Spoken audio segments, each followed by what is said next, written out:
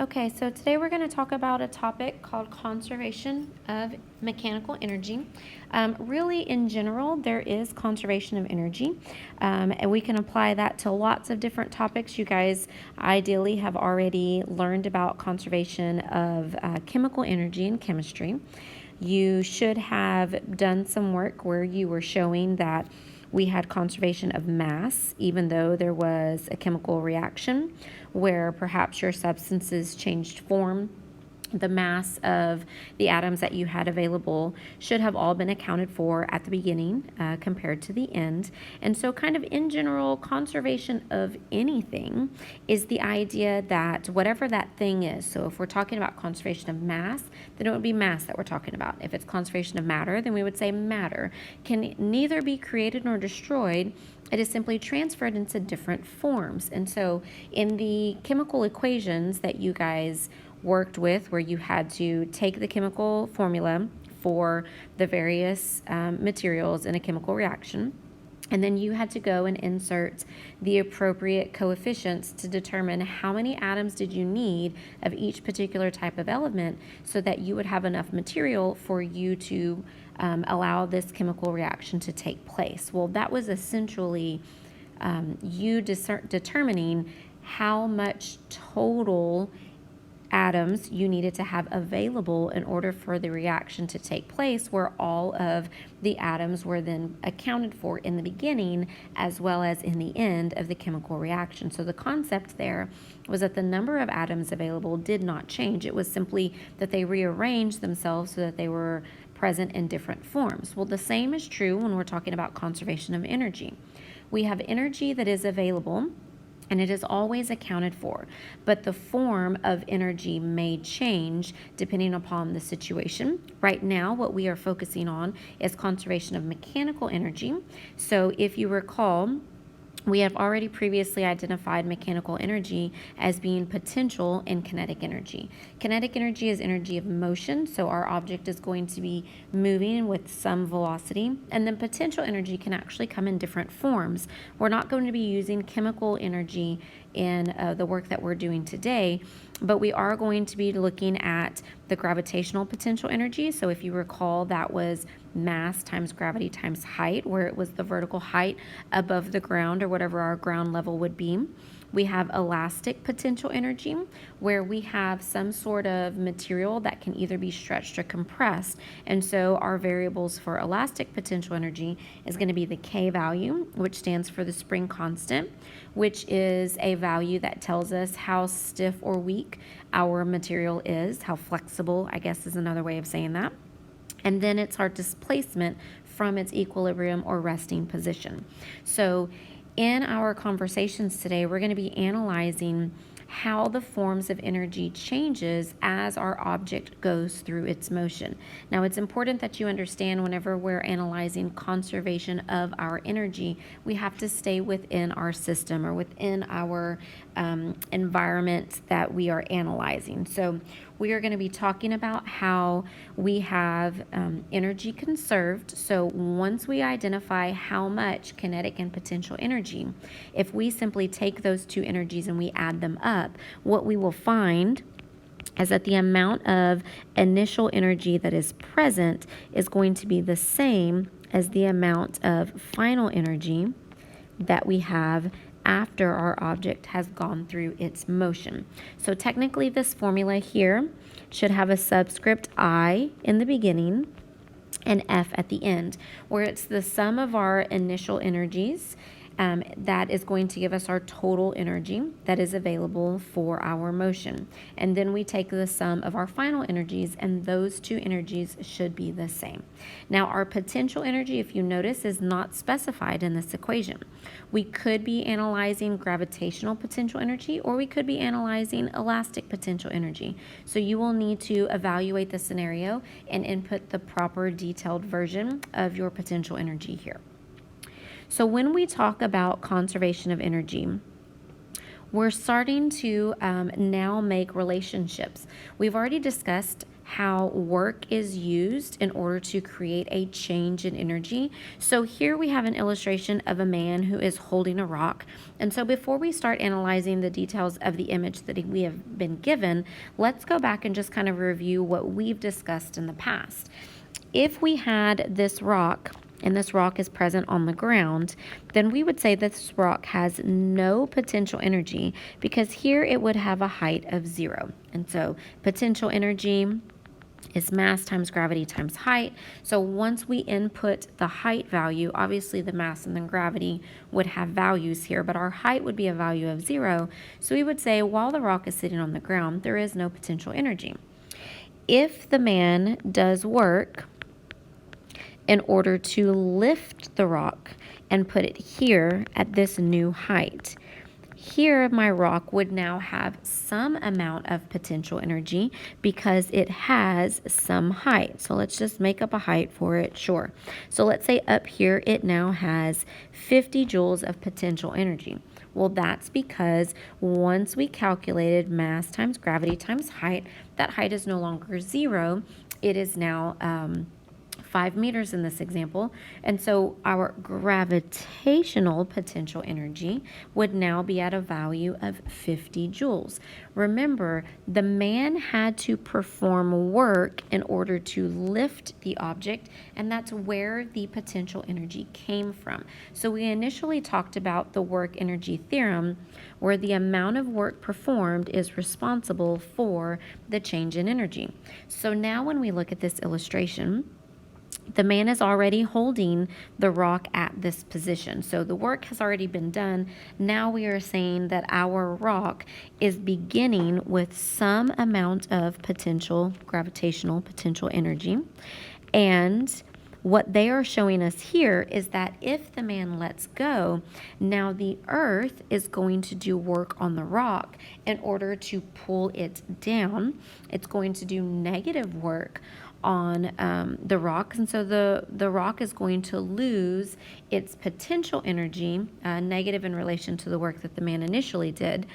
But what's going to happen is that this rock is now going to transfer its stored up potential energy because of its vertical position, and it's now going to transfer that energy into the form of kinetic energy because it's now going to begin to fall with some velocity. And so we know that kinetic energy is calculated by taking 1/2 mv squared. So the fact that it has a velocity means that it now has a kinetic energy.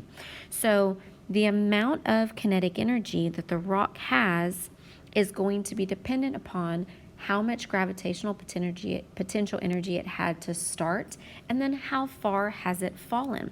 When the rock gets all the way here to the ground, it has 0 joules of kinetic energy, but it would be moving its absolute fastest because this is where it has the most potential energy. In fact, when it gets down to the ground, all of that potential energy that it had at the top is now going to be in the form of kinetic energy down here at the bottom.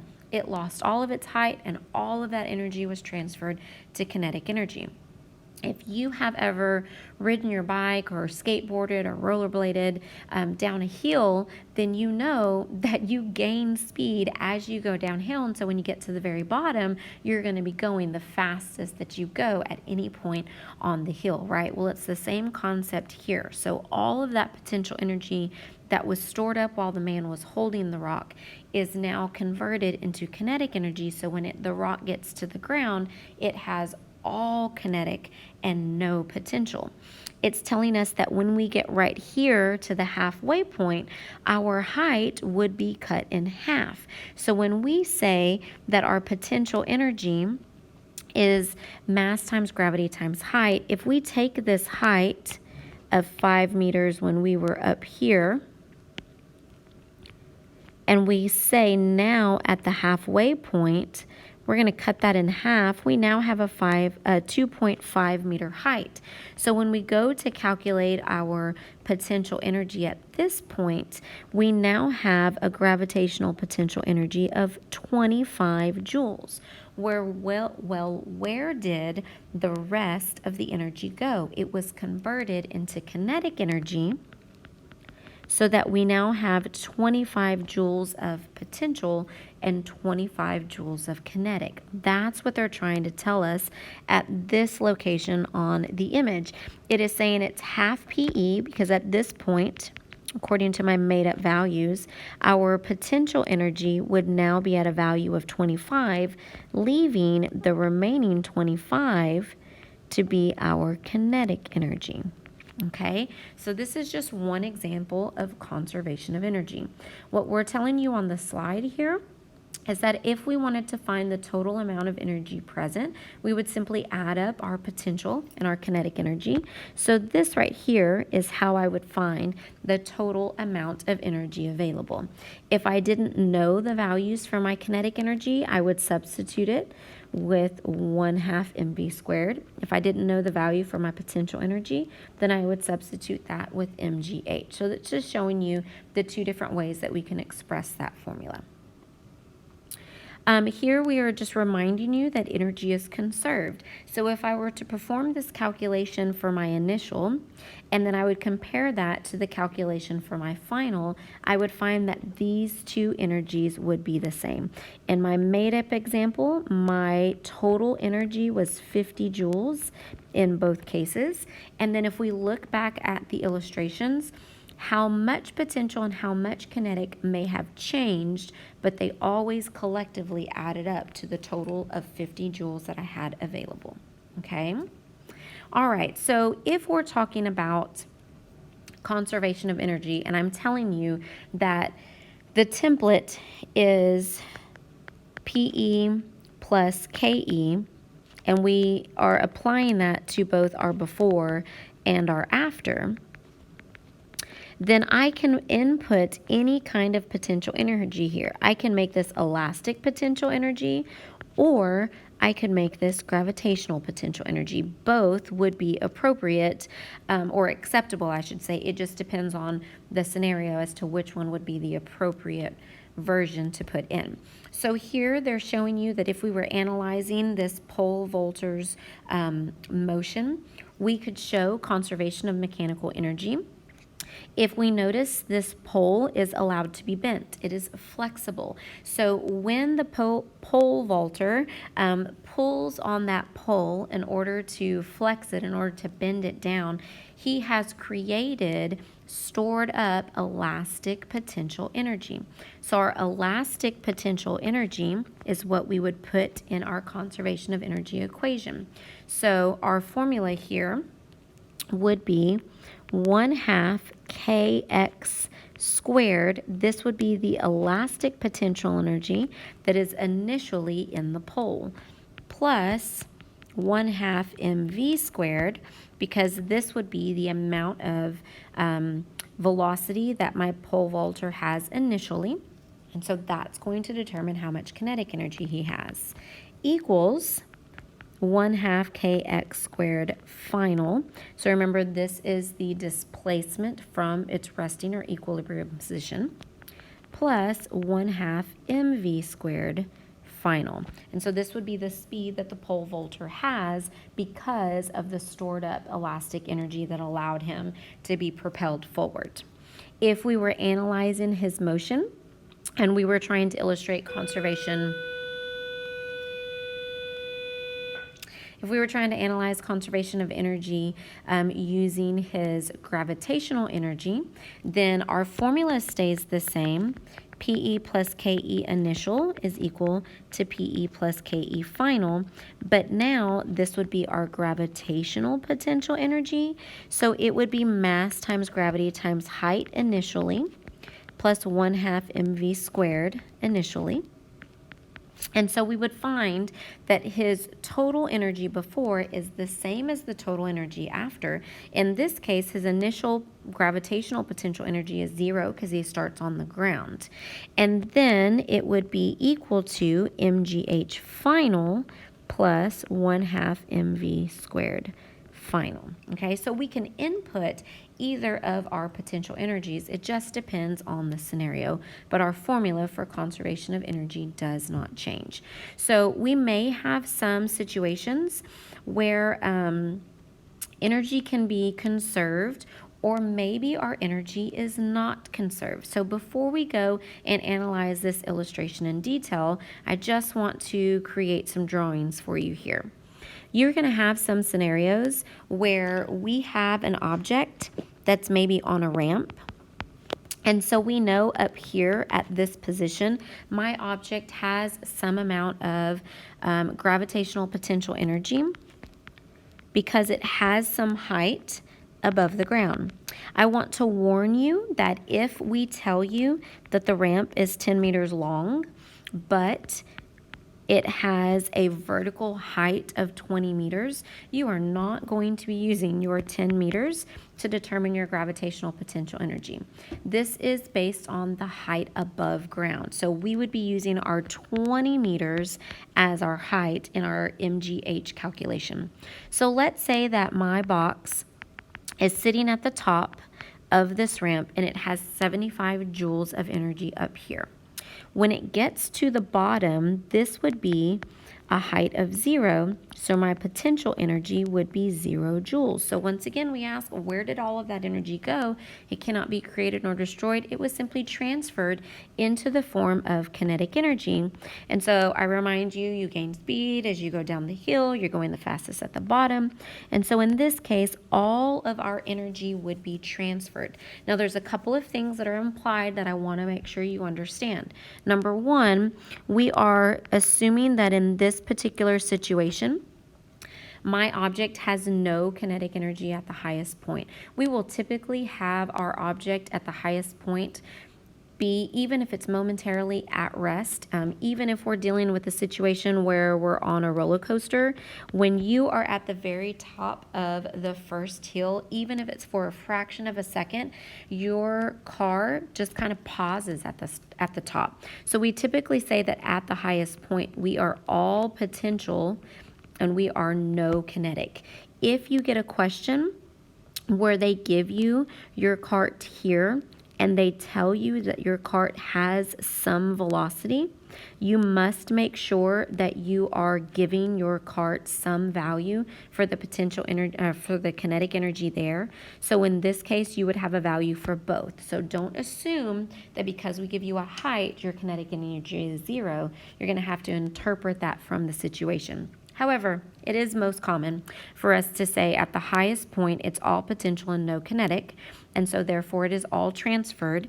But this would be assuming that we have a frictionless surface. So what happens if it's not frictionless? What if our situation says that we have some potential energy here at the top, but now when we get to the bottom, this is after my object has experienced friction along the way. Well, when we stop and think about what we already know about friction, friction is always going to oppose motion.